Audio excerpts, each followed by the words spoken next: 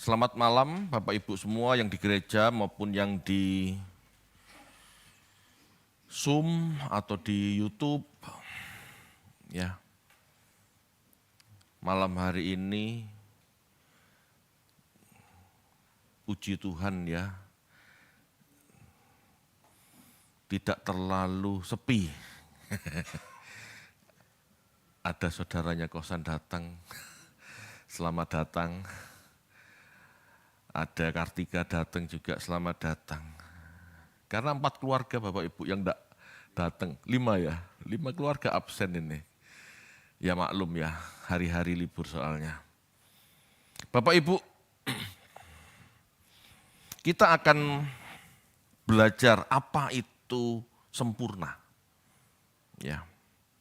Seringkali kita manusia yang membaca kitab suci melalui terjemahan itu salah paham. Meskipun tidak 100% salah, tetapi kadang-kadang salah paham. Ya, kadang-kadang over. Ya, over, berlebihan atau bahkan kekurangan. Bapak Ibu, di dalam Matius 5 ayat 48 Tuhan mengatakan, karena itu haruslah engkau sempurna, sama seperti Bapa di sorga adalah sempurna. Bapak Ibu harus tahu konteks Matius 5 ayat 48 ini adalah tentang kasih. Sehingga tuntutan Tuhan atas kita itu sempurna dalam kasih. Sempurna dalam kasih. Bisa enggak Pak? Bisa. Karena kata sempurna di situ juga bisa dipahami sebagai dewasa. Penuh, matang, mengasihi dengan matang, berfungsi. Kasih kita berfungsi. Ya, kata berfungsi itu terlalu mekanis. Ada mesin berfungsi atau tidak itu kan kelihatan. Gitu ya. Kalau kita sebagai manusia harus punya kasih. Kasih kita harus berfungsi. Harus berdaya guna. Gitu ya. Enggak boleh macet. Dan setiap orang berbeda-beda Bapak Ibu. Berbeda-beda. Teladannya Tuhan Yesus. Ya. Di dalam 1 Korintus 13 ayat 10-11, kata sempurna dipahami sebagai kedewasaan. Hilangnya karakteristik anak-anak, ya. Saat kita dewasa, karakteristik anak-anak lenyap. Kenapa? Karena pola pikirnya sudah mulai berkembang. Kita baca yuk. 1 Korintus 13 ayat 10-11, silahkan dibaca. 1 Korintus 13 ayat 10-11. Tetapi jika yang sempurna tiba, maka yang tidak sempurna itu akan lenyap. Ketika aku kanak-kanak, aku berkata-kata seperti kanak-kanak. Aku merasa seperti kanak-kanak, aku berpikir seperti kanak-kanak. Sekarang sesudah aku menjadi dewasa, aku meninggalkan sifat kanak-kanak itu. Iya. Saya perkenalkan dulu Bapak Ibu, ini pembaca firman Tuhannya baru ya. Bapak Ibu, jika yang sempurna tiba, nah sempurna di situ kata yang dipakai adalah teleion, teleios, ya sempurna. Kata sempurna di sini dijelaskan ya dengan sebuah ilustrasi masa kanak-kanak dan masa dewasa. Ya. Jadi jelas yang dimaksud sempurna tidak berpikir seperti kanak-kanak lagi, tetapi berpikir semakin dewasa. Sekarang sesudah aku menjadi dewasa, aku meninggalkan sikap kanak-kanak itu. Aku menjadi dewasa itu bahasa aslinya aner. Bahasa Yunani, aner, artinya suami. laki-laki dewasa, laki-laki yang sudah berkeluarga, yang punya tanggung jawab. Jadi Bapak Ibu, jika kita kembali ke Matius 5 ayat 48, karena itu haruslah kamu sempurna sama seperti Bapamu di surga adalah sempurna. Sempurna dalam apa? Sempurna dalam kasih. Memiliki kasih, punya tanggung jawab untuk mengasihi, punya tanggung jawab. Bapak Ibu, kanak-kanak berpikir seharusnya diperlakukan dengan baik. Betul ya? Anak-anak selalu berpikir seperti itu. Mamaku jahat, aku tidak dibelikan handphone. Berpikir seperti itu anak-anak kan? Mama jahat, aku tidak dibelikan boneka kalau masih terlalu kanak-kanak.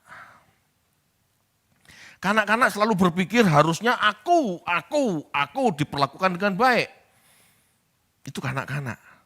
Kanak-kanak selalu berpikir mendapat segala yang diinginkan. Permen, mainan, HP, motor. Tetapi kalau orang dewasa berbeda. Seorang dewasa dapat berpikir bagaimana seharusnya memperlakukan atau berbuat kepada sesama dengan baik. Kalau kanak-kanak berpikir seharusnya diperlakukan dengan baik. Tetapi kalau orang dewasa berpikir bagaimana memperlakukan sesama dengan baik. Ya. Mengusahakan kebutuhan keluarga. Itu ciri-ciri orang dewasa. Rela berkorban. Bahkan hasil kerjanya tidak untuk diri sendiri. Dia kerja, tapi pendapatannya dia bagikan untuk keluarga. Bahkan keluarga besar, bahkan memberi gereja, memberi tetangga yang membutuhkan. Itu orang dewasa. Tapi kalau anak-anak lihat,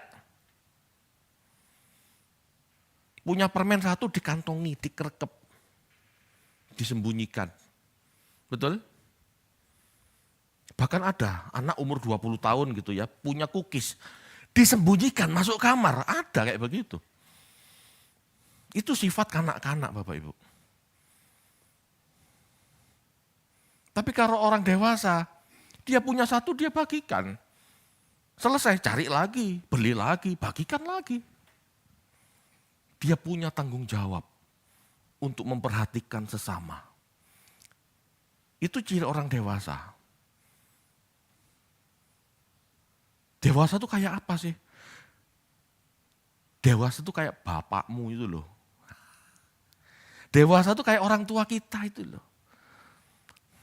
Apa dia kerja untuk dirinya sendiri? Enggak. Dia kerja buat istrinya, buat anaknya. Betul enggak? Itu orang dewasa. Aner. Laki-laki dewasa, laki-laki yang menikah. Yang sudah punya tanggung jawab. Bapak Ibu, kata sempurna yang dimaksud Tuhan adalah dewasa dalam kasih. Seperti Bapak mengasihi manusia. Dia Bapak kita berasal daripadanya. Dikatakan Adam anak Allah. Loh.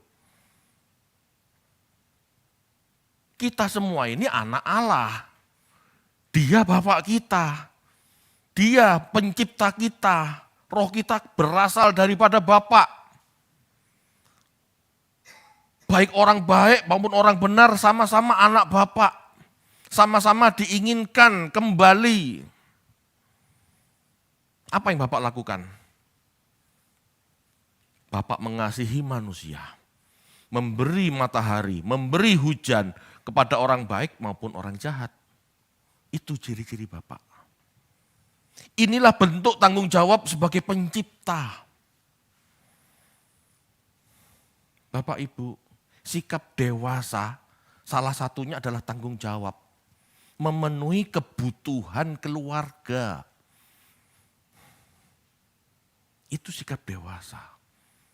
Memenuhi kebutuhan sesama. Itu sikap dewasa. Bahkan mungkin bukan keluarga, bukan sesama. Tapi dia beri sesuatu untuk makhluk hidup lain. Loh Pak, kok makhluk hidup? Lah iya. Saya sering melihat Bapak Ibu. Ya. Orang cari duit banting tulang gitu ya. Pernah ada cerita seorang Gojek, seorang driver online. Dia kerja untuk anak-anak panti. Bukan untuk hidupnya, untuk anak-anak panti. Ini loh dewasa. Bahkan ada orang-orang kerja untuk melihara anjing. Anjing yang keleleran tuh loh, anjing jalanan itu loh. Kan kadang-kadang hidupnya terlunta-lunta, kucing gitu ya. Dia kumpulin, dia kasih makan. Ini orang dewasa. Dia punya tanggung jawab atas semua ciptaan Tuhan. Apa yang dia bisa lakukan, hatinya dipanggil untuk apa lakukan. Bukan untuk diri sendiri. Itu ciri orang dewasa.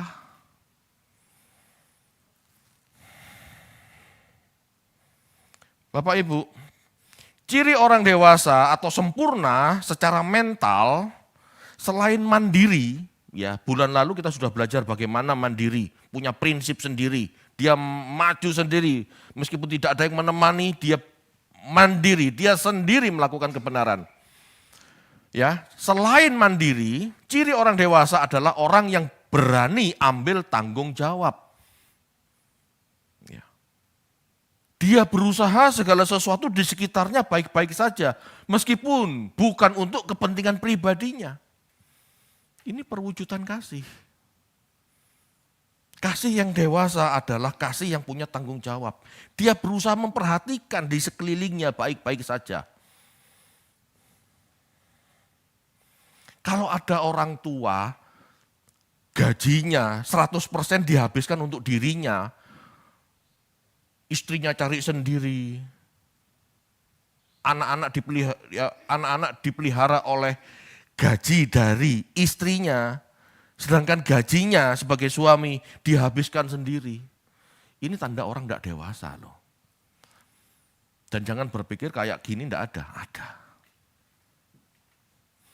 Ada orang-orang yang sebetulnya sudah tua tetapi tidak punya kedewasaan.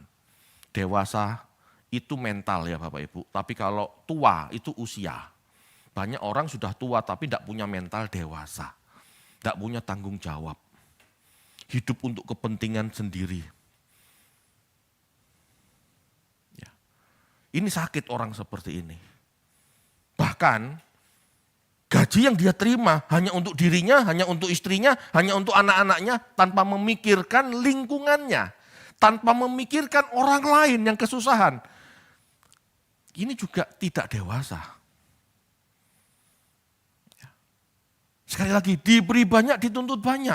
Semakin kita dipercaya banyak oleh Tuhan dalam hal materi, kita dituntut lebih luas dalam memberkati. Lebih banyak dalam menjadi berkat buat sesama. Diberi banyak, dituntut banyak. Halo.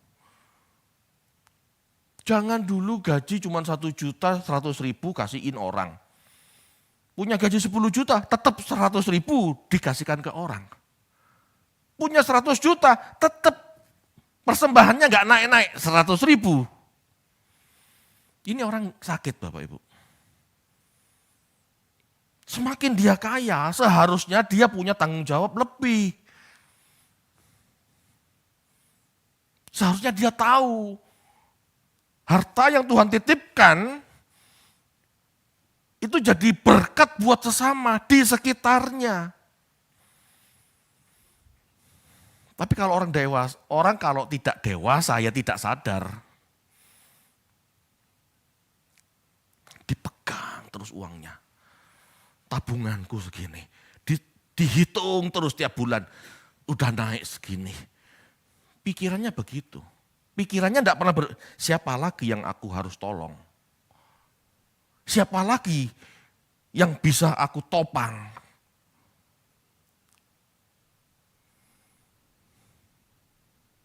Bapak Ibu, ini penting loh.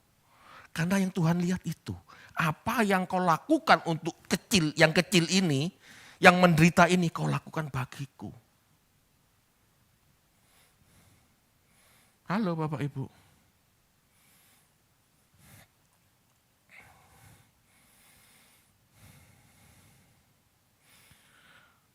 Bapak Ibu, ini penting ya, khotbah ini penting.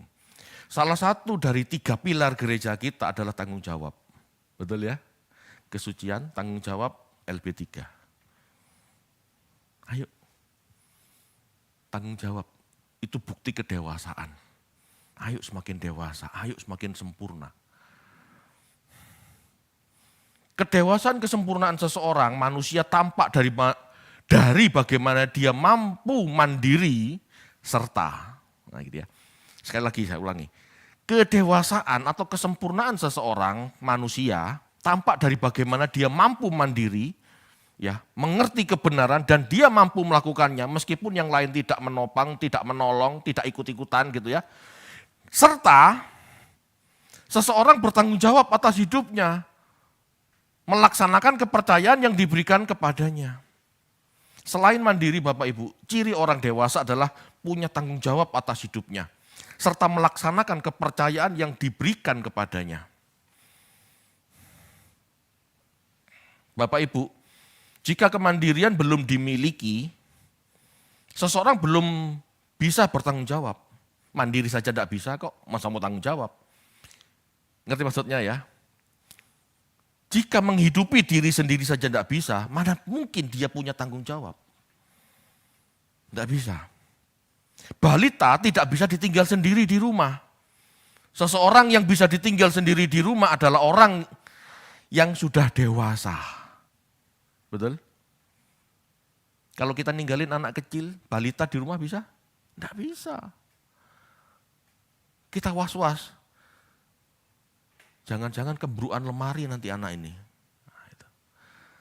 Tetapi kalau orang dewasa kita tinggalkan sendiri di rumah itu beres. Lemari diberesin, meja diberesin, lantai dipel, itu ciri orang dewasa. Orang dewasa itu harus mandiri, baru bisa tanggung jawab.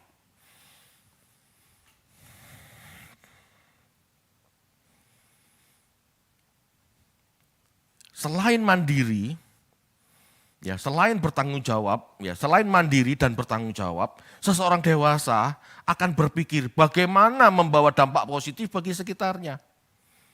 Meskipun bukan kepentingan pribadinya, itu kasih Bapak Ibu. Kasih tidak mungkin terjadi jika ngurus sendiri, tidak bisa. Kasih tidak mungkin terjadi jika ngurus diri sendiri, tidak bisa. Halo? Pak, dia orang penuh kasih, Pak.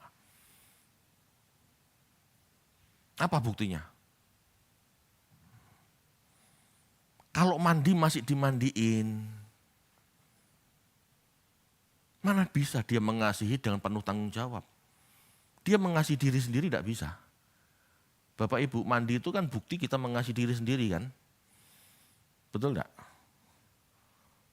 Kalau kita ingin tubuh kita tidak lumutan, tidak jamuran, ya kan, seger, ya dia pasti mandi. Tapi mana mungkin seseorang punya tanggung jawab jadi berkat bagi orang lain. Ya, jika mandi sendiri saja tidak bisa. Dia akan ketemu orang dengan badan kepet, dengan badan kecut, dengan badan bau ketek. Dia nggak bisa jadi berkat. Kalau orang dewasa dalam kasih, dia akan memperlakukan diri sendiri dengan baik. Dia akan memperlakukan orang dengan baik. Tidak mungkin memperlakukan orang dengan baik jika memperlakukan diri sendiri tidak baik. Bapak Ibu, ini ciri kedewasaan. Orang yang dewasa akan berpikir, bagaimana dampak positif buat sekelilingku. Orang dewasa dalam kasih, dia akan berpikir kalau aku datang aku jadi berkat apa tidak. Atau orang menjauhi, aku datang ke orang malah kabur ya. Sadar enggak? Kalau kita datang jadi berkat, atau kalau kita datang orang malah kabur. Kalau kita datang jadi berkat, orang malah mendekat.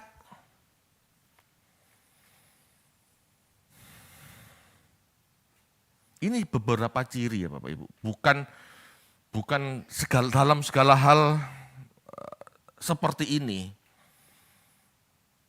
Ya, ini beberapa ciri saja. Yang pasti Bapak Ibu, yang disebut kasih, itu adalah sikap membawa dampak positif bagi sekelilingnya. Ya. Rasul Paulus pernah berkata di 1 Korintus 13 ayat 4, ya. Kasih itu murah hati, kristeutai.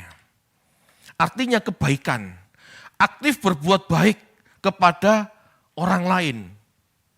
Bukan sekedarnya, tetapi sebuah kebaikan, ya, sebuah sikap yang menghasilkan tindakan positif dalam arti berguna dan bermanfaat.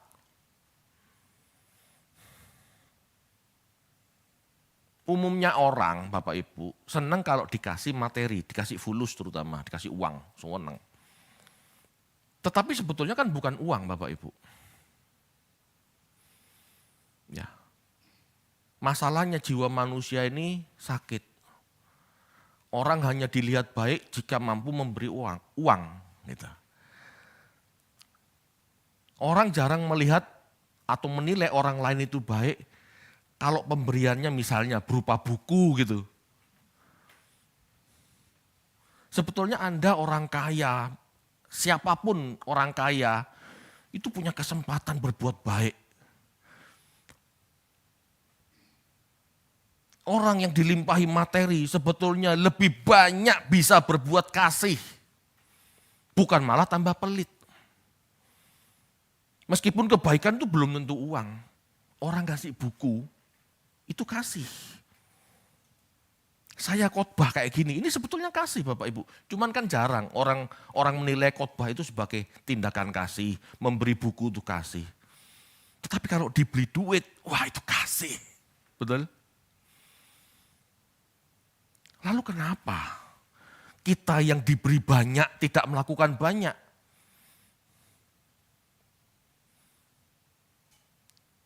Anda diberi kemurahan Tuhan, bukan duitnya.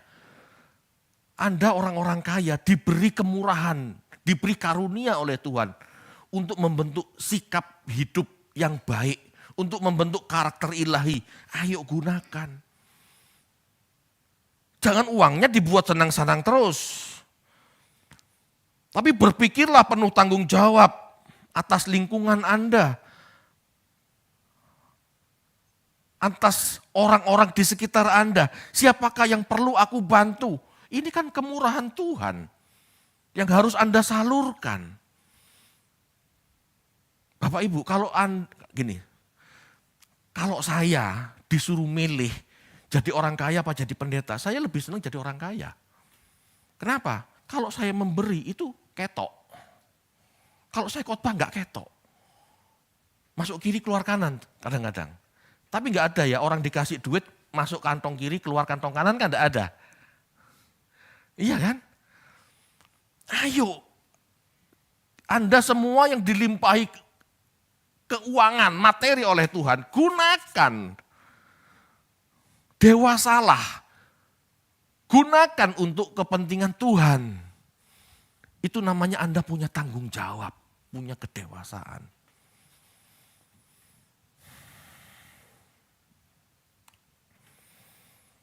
Bapak Ibu, orang bertanggung jawab dapat diminta penjelasan tentang tingkah lakunya.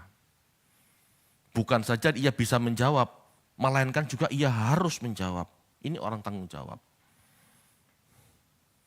Orang tanggung jawab tidak akan, loh kamu kok bersikap seperti ini kenapa?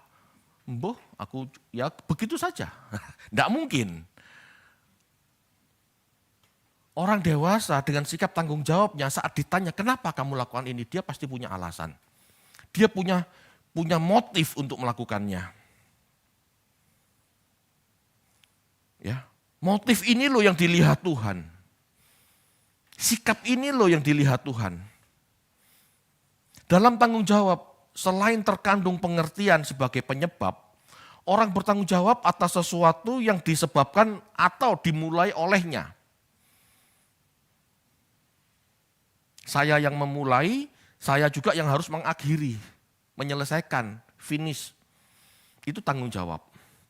Tetapi selain seperti ini Bapak Ibu, sikap tanggung jawab itu juga berarti rela ambil peran menolong atau membantu menjawab sebuah masalah meskipun bukan penyebabnya.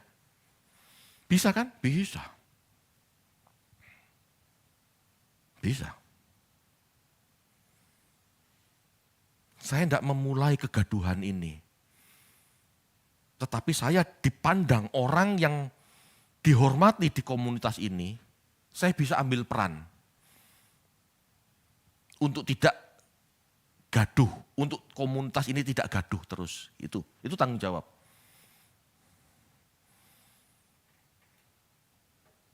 Seorang presiden itu punya tanggung jawab Bapak Ibu. Ngurusi negara kan. Meskipun kerusuhan di sebuah tempat bukan karena kesalahan presiden, tetapi kalau dia presiden, dia akan turun tangan menyelesaikan konflik di daerah tersebut. Ini bentuk tanggung jawab.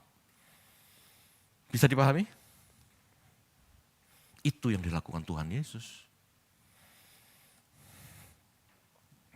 Bapak Ibu, dalam teori kepribadian, misalnya seorang tokoh psikolog ya, Erik Erikson atau Gordon Allport, ya. Rasa tanggung jawab adalah salah satu tanda utama seseorang telah mencapai kedewasaan psikologis. Kalau orang tidak punya tanggung jawab, dia berarti belum dewasa. Ya, ini yang ngomong pakar psikolog, bukan saya ya. Bapak Ibu, orang dewasa yang sehat secara psikologis akan ambil tanggung jawab atas pilihan hidupnya. Bukan sekedar mengikuti dorongan atau tekanan sosial. Orang bertanggung jawab itu Bapak Ibu bukan karena dia suka atau ditekan sama sekelilingnya.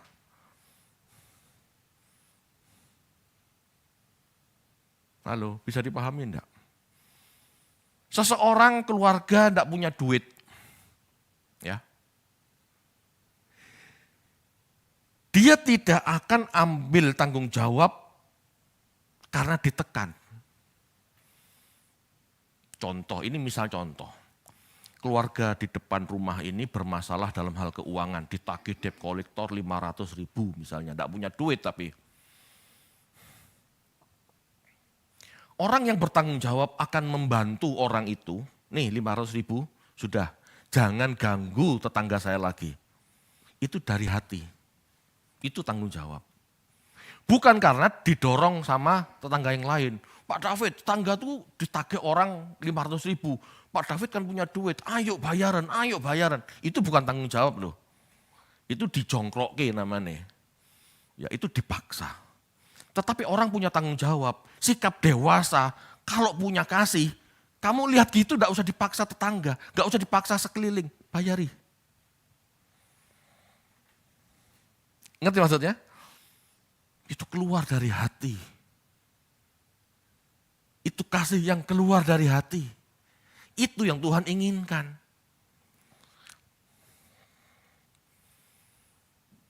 Seseorang, Bapak Ibu ya, perhatikan ini penting. Seseorang yang bekerja karena passion, karena gairahnya, karena hobinya, itu kanak-kanak. Bukan salah ya, tetapi sikap seseorang yang kerja karena passion, itu kanak-kanak. Kalau bukan hobinya aku enggak mau kerja Pak.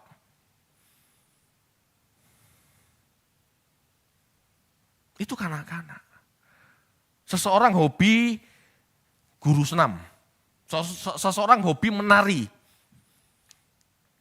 Dia kerja jadi guru senam, itu karena passionnya, dia suka menari. Tidak salah, tapi itu sikap kanak-kanak.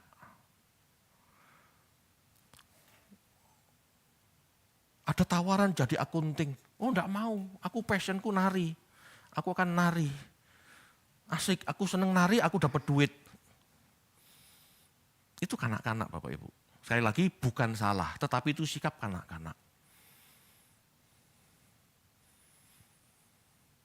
Tetapi kalau seorang dewasa bekerja, itu karena rasa tanggung jawab, suka atau tidak suka dengan pekerjaannya, tetapi demi untuk mencukupi kebutuhan orang-orang yang dia kasihi, dia bekerja. Itu tanggung jawab, itu dewasa. Aku tidak suka jadi akunting. Aku tidak suka kerja di balik meja. Aku sukanya kerja di luar kantor. Tetapi karena adanya pekerjaan itu, dan dia harus mencukupi kebutuhan keluarganya, dia kerjakan. Meskipun ngantuk-ngantuk di balik meja. Dia lakukan dengan tekun. Dia berusaha sebaik-baiknya.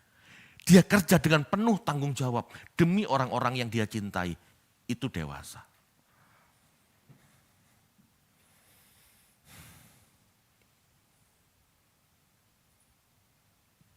Bapak Ibu, ayo yuk renungkan.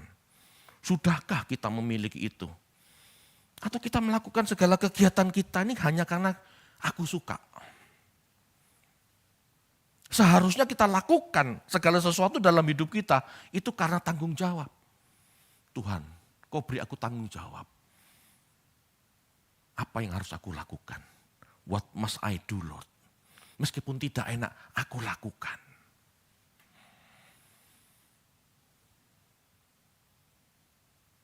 Itu orang dewasa, Bapak Ibu.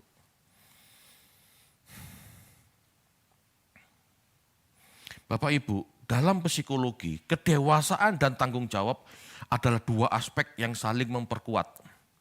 Kedewasaan menghasilkan kemampuan untuk bertanggung jawab. Tanggung jawab menjadi sarana untuk mencapai seseorang menjadi dewasa.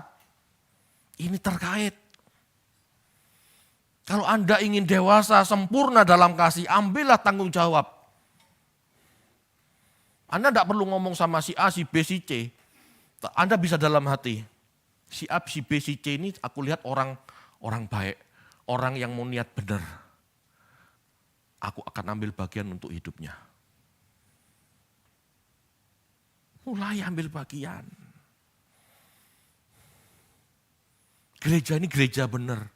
Gereja ini enggak profit oriented. Gereja ini lurus menyenangkan Tuhan. Meskipun Anda tidak harus perjanjian atau ngomong sama pendetanya. Tapi ambil dalam hati. Aku ambil bagian untuk gereja ini. Untuk pelayanan. Ambil bagian. Itu tanggung jawab. Bapak Ibu. Itulah kedewasaan. Yesus Bapak Ibu menyelesaikan tugas penebusannya sendiri. Sekarang saya tanya, siapa yang punya passion di salib? Halo? Siapa yang punya passion di salib? Siapa yang punya passion disakiti? Kan gak ada kan? Tapi Yesus melakukannya. Yesus menyelesaikan tugas penebusannya sendiri. Jelas di salib itu menyakitkan. Di salib itu mengerikan. Bapak diam, meninggalkan Yesus sendiri, mandiri dengan keputusannya. Sebagai utusan, Yesus yang sulung dari semua ciptaan, punya rasa tanggung jawab. Dia menjadi solusi bagi kemanusiaan. Dia menjadi solusi bagi manusia yang lemah dan bersalah. Itu solusi. Itu kedewasaan. Yesus naik ke salib.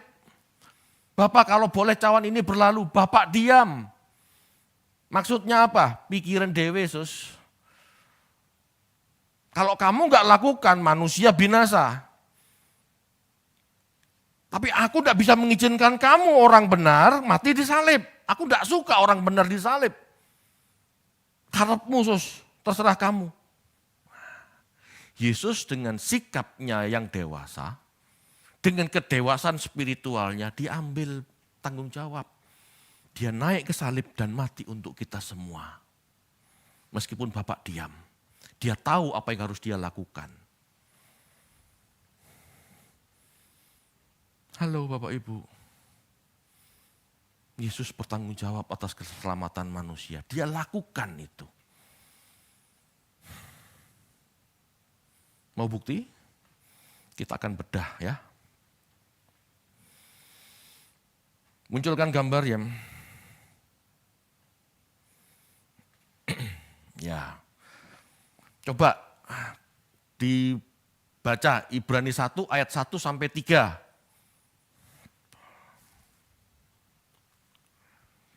Ibrani 1 ayat 1 sampai 3.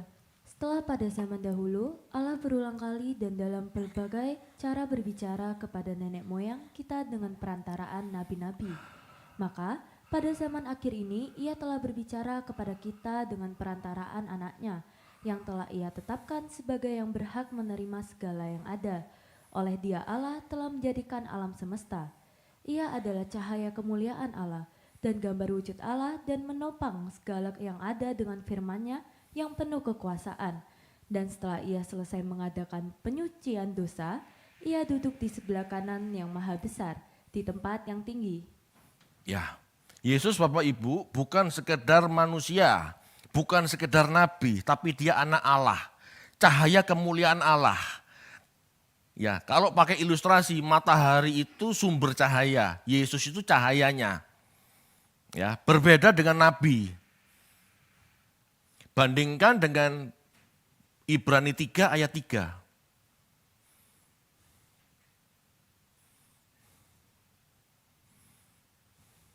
Ia adalah cahaya kemuliaan Allah. Iya, Ibrani 3 ayat 3. Sebab ia dipandang layak mendapat kemuliaan lebih besar daripada Musa. Sama seperti ahli bangunan lebih dihormati daripada rumah yang dibangunnya. Ya, Yesus itu ahli bangunan. Ya, bangunannya Musa. Yesus lebih besar dari Musa. Kembalikan ke gambar itu. Itu sebabnya Bapak Ibu dalam strata kemuliaan, ya menurut kitab Ibrani, Allah Bapa, sumber cahaya, anak Allah, itu cahaya yang dipancarkan. Ya, Musa itu nabi. Musa itu nabi. Ya, Yesus dikatakan bukan nabi. Setelah lama Allah berbicara melalui nabi, sekarang dia bicara melalui anaknya. Jadi nabi dan anak Allah itu dua hal yang berbeda. Ya, anak Allah sedikit di bawah Allah Bapa. Dia anak Allah lebih besar daripada nabi. Ya, Musa adalah nabi yang terbesar. Dia lebih mulia dari Musa. Itu maksudnya. Anda bisa baca itu nanti bandingkan sendiri ya. Coba sekarang Ibrani 1 ayat 6. Ibrani 1 ayat 6. Dan ketika ia membawa pula anaknya yang sulung ke dunia, ia berkata, semua malaikat Allah harus menyembah dia. Ya, kembalikan ke gambar. Semua malaikat harus menyembah dia. Berarti anak Allah ini lebih mulia dari malaikat. Betul ya? Kan ayatnya ngomong begitu. Enggak mungkin yang lebih mulia menyembah yang downgrade, yang tidak mulia, kan begitu. Itu sebabnya Allah Bapa subordinate itu anak Allah, di bawah anak Allah, malaikat yang harus menyembah anak Allah. Ya, lalu nabi. Ya. Ayo kembalikan ke gambar.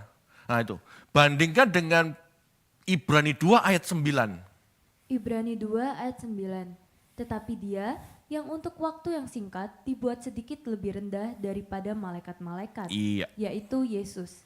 Kita lihat, yang oleh karena penderitaan maut dimahkotai dengan kemuliaan dan hormat, supaya oleh kasih karunia Allah, ia mengalami maut bagi semua manusia. Ya, perhatikan. Tadi dikatakan apa? Dia apa? Dikatakan dia apa? Pasal 2 ayat 9 tadi. Dia untuk waktu yang singkat dibuat lebih rendah daripada malaikat. Coba ganti gambar. Nah, Yesus anak Allah dibuat lebih rendah. Dibuat untuk waktu yang singkat lebih rendah dari malaikat. Maksudnya apa? Anak Allah menjadi manusia Yesus. dibuat lebih rendah dari malaikat. Itu artinya anak Allah menjadi manusia, yaitu Yesus. Kenapa anak Allah menjadi manusia Yesus? Kenapa? Halo? Supaya anak Allah ini tahu penderitaan manusia. Dan tahu cara menolongnya. Kita baca yuk, ini saya harus munculkan dulu supaya Anda tahu gambarannya. Sekarang munculkan Ibrani 2 ayat 16 sampai 18.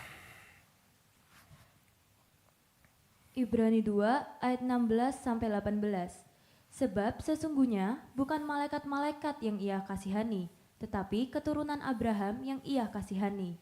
Itulah sebabnya, maka dalam segala hal ia harus disamakan dengan saudara-saudaranya, supaya ia menjadi imam besar yang menaruh belas kasihan dan yang setia kepada Allah untuk mendamaikan dosa seluruh bangsa. Sebab oleh karena ia sendiri telah menderita karena percobaan, maka ia dapat menolong mereka yang dicobai. Ya, dalam segala hal Yesus harus disamakan dengan manusia. Kenapa? Supaya Yesus tahu, supaya anak Allah ini tahu bagaimana menjadi manusia yang sulit hidup benar. Supaya Yesus, anak Allah ini tahu bagaimana penderitaan manusia untuk jadi benar itu sulit. Untuk menjadi sempurna dalam segala hal itu sulit. Itu sebabnya Allah cuma menekankan, hendaklah kamu sempurna seperti Bapak sempurna. Itu dalam hal kasih, bukan dalam segala hal. Dalam hal lain manusia itu sulit menjadi sempurna. Betul. Anda mau jujur aja sulit kan? Coba mantu-mantu perempuan. Kalau ada mertua Anda, mertua perempuan terutama, masak. Lalu tanya sama Anda sebagai mantu perempuan, nih enak enggak masakan mama? Padahal enggak enak. Anda jawab apa? Ngerti enggak maksudnya? Lu mau jujur aja sulit kan? Ngomong enggak enak itu mertua. Betul enggak? Kalau ngomong enak itu berbohong.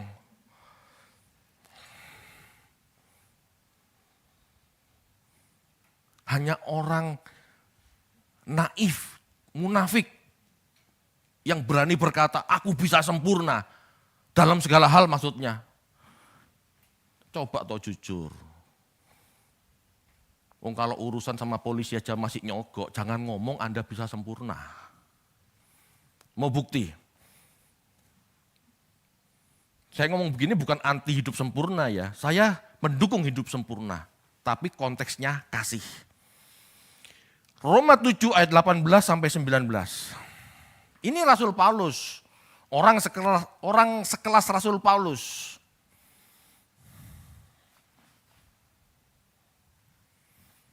Silakan. Roma 7 ayat 18 sampai 19. Sebab aku tahu bahwa di dalam aku, yaitu di dalam aku sebagai manusia, tidak ada sesuatu yang baik. Sebab kehendak memang ada di dalam aku, tetapi bukan hal berbuat apa yang baik. Sebab bukan apa yang aku kehendaki, yaitu yang baik yang aku perbuat, melainkan apa yang tidak aku kehendaki, yaitu yang jahat yang aku perbuat. Bapak Ibu, ini sekelas Rasul Paulus. Dia tahu yang baik itu seperti apa. Tapi yang dia lakukan yang tidak baik. Ayo belajar jujur supaya kita tahu salah kita dan kita bisa memperbaikinya.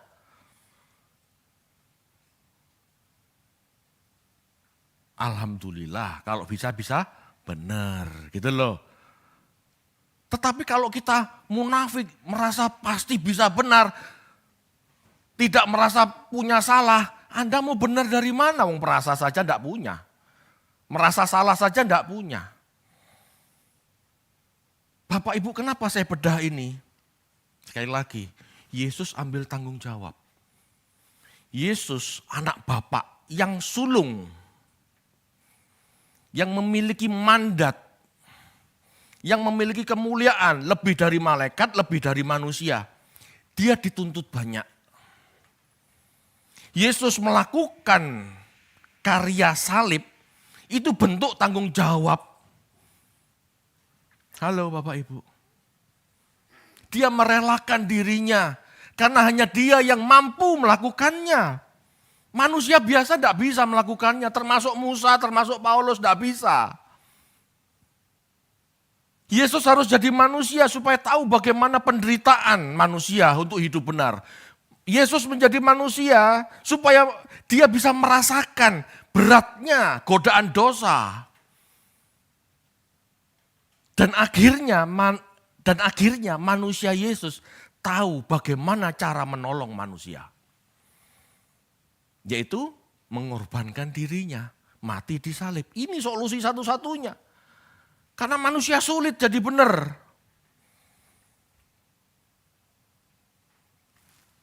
Yesus mempersembahkan dirinya. Karena manusia sulit jadi benar. Tetapi dengan penebusan ini Bapak Ibu, bukan berarti manusia hidup seenaknya. Kalau kamu mau bersekutu denganku, mau terima darah penebusanku, ya kamu juga harus berjuang. Seperti aku hidup, kamu harus hidup. Maksimalkan. Kalau kamu sudah maksimal, kita masuk persekutuan dalam kasih setia Tuhan Yesus. Dan Tuhan Yesus yang menyelesaikan semuanya. Coba dibaca lagi. Ibrani 2 ayat 16 sampai 18.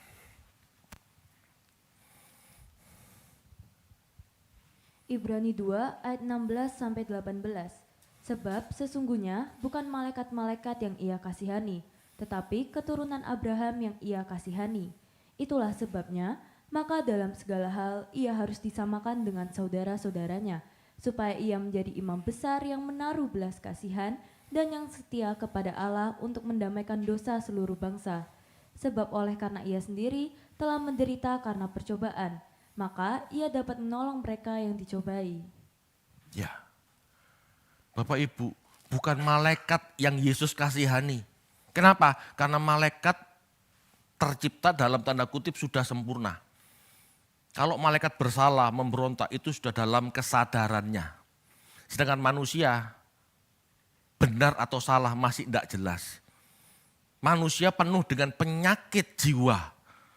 Banyak sakit jiwanya manusia. Dia nggak ngerti tangan kanan maupun tangan kiri. Ya, istilahnya Yunus. Apakah aku tidak mengasihani mereka yang tidak tahu tangan kanan, tangan kiri? Itu istilahnya. Manusia ini perlu dikasihani. Yesus yang sulung mengasihani manusia karena manusia ini bodoh. Banyak pelanggaran yang dia lakukan, nggak ngerti caranya benar. Itu sebabnya dia harus disamakan dengan manusia. Supaya tahu rasanya jadi manusia, sulitnya jadi manusia. Dan dia tahu dia harus menyerahkan diri. Itu Bapak Ibu. Ini anugerah. Yesus punya tanggung jawab menyelesaikan dosa kita. Itu anugerah. Seorang filsuf, Immanuel Kant berkata, kebebasan sejati hanya ada bila seseorang mengatur dirinya sendiri dengan hukum moral. Bertindak bukan karena dorongan dari luar, tetapi karena kesadaran dan tanggung jawab batin. Seorang yang dewasa adalah seorang yang bisa mengatur dirinya sendiri. Yesus tidak didorong, dipaksa bapaknya untuk mati. Enggak, bapak diam. Tetapi dia ngatur dirinya sendiri. Dia punya kesadaran batin. Kalau manusia enggak tak tebus, manusia binasa semua. Dia naik ke kayu salib. Amin.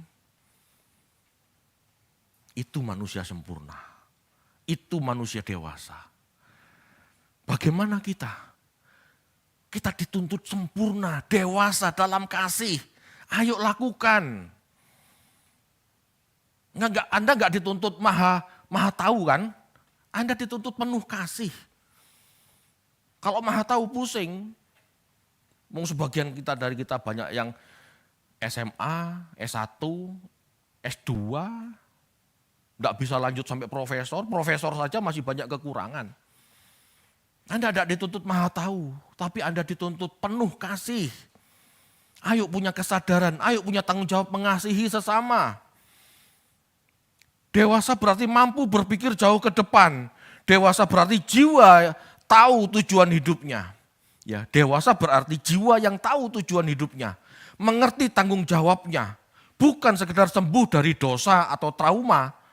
Tetapi memahami apa panggilan hidupnya sebagai ciptaan Tuhan. Dan menyelesaikan paket hidupnya meskipun cuman sendirian. Aku teman melakukan kebenaran ini. Tidak apa-apa, lakukan saja. Kenapa tidak? Anda tanggung jawab sama Tuhan. What must I do, Lord? Itu harus jelas. Itu Anda bisa pahami kalau Anda mau berdiam diri di kaki Tuhan. Lalu merenungkan, Tuhan kasih aku. Sekarang kalau dulu 1 miliar, sekarang ada 100 miliar. Lalu maumu apa Tuhan? Pasti tidak jauh dari 100 miliar.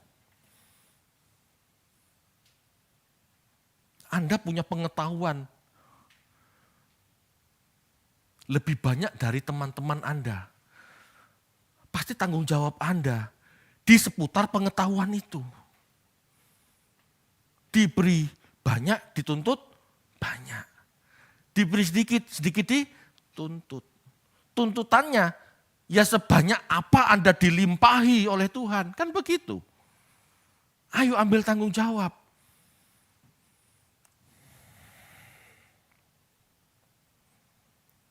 Bapak Ibu, saat kita kecil, orang tua kita menyalahkan lantai saat kita jatuh, betul? Ada sinyo-sinyo 5 tahun jalan gitu ya, jatuh gitu ya. Oh, lantainya nakal, betul? Tetapi saat kita dewasa, kalau kita jatuh karena kaki kita lemah atau terpleset, mau masih nyalakan lantai? Ya kan enggak toh? Udah dewasa tapi kok jatuh. Ya koreksi. Kakiku lemah, ototku gak ono, atau aku kepleset. Kalau kepleset aku harus pakai sandal. Kalau kakiku yang lemah, ototku gak punya, otot gak ada, otot pahanya letoy gitu ya. Ya segera olahraga. Gitu kan. Jangan selalu nyalahkan setan. Jangan selalu nyalahkan setan atas kejahatan kita. Meskipun memang dia sumber kejahatan. Seringkali mental kita yang salah. Ya, seringkali mental kita yang salah. Kitalah yang harus berani mengakui kesalahan dan memperbaikinya. Kalau ingin dewasa, kalau ingin punya tanggung jawab, berani periksa diri. Jangan selalu nyalahkan setan. Oh, setan ini Pak yang membuat aku pelit. Bukan, kamu sendiri itu. Masuk pelit juga setan. Kita harus dengan sadar diri, ya, meningkatkan kualitas diri. Jangan selalu nyalahkan setan. Pak, uang saya habis Pak, saya ditipu setan Pak. Beli barang A, beli barang B, beli barang C. Ya kok setan? Yang kepingin kamu, yang nikmatin kamu kok setan yang salah? Koreksi. Kamu yang banyak keinginan, sehingga uangmu habis. Sehingga uangmu tidak bisa kamu gunakan untuk kepentingan Tuhan. Kalau orang punya tanggung jawab, kalau orang punya tanggung jawab, dia tidak akan belanjakan uangnya untuk sesuatu yang bukan kebutuhan. Dia akan renungkan. Daripada aku beli barang yang ndak-ndak, mending aku tolong orang. Ini orang punya tanggung jawab. Periksa diri kita Bapak Ibu, apa kita sudah punya pemikiran itu? Atau jangan-jangan masih kepingin membelanjakan uangnya untuk sesuatu yang tidak membawa dampak kekal. Halo. Ayo belajar dari Tuhan Yesus yuk. Tuhan Yesus punya kehendak bebas.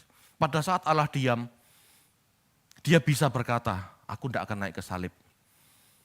Dan kalau ditanya Bapak, loh kamu gak jadi disalib? Enggak Bapak, kan Bapak diam. Itu orang tidak punya tanggung jawab. Tapi Yesus tidak seperti itu. Dia ambil solusi, dia buat solusi supaya manusia dan Allah bisa berdamai. Dia menyerahkan dirinya meskipun Bapa diam. Itu sebabnya Allah apa? Itu sebabnya Allah memuliakan Yesus, membangkitkan Yesus. Kenapa? Karena sikap tanggung jawab ini. Amin Bapak Ibu. Semoga bisa dipahami. Mari kita tutup dalam doa.